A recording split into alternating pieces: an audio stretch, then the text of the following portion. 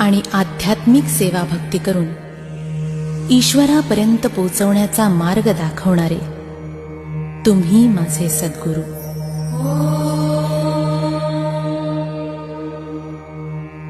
गुरु शिवाय जीवन व्यर्थ आहे. जीवनामध्ये गुरु शिवाय पर्याय नाही आणि म्हणूनच गुरुभक्ती करणे अनिवार्य आहे. हे सद्गुरु राया, मी तुला शरण आलो आहे.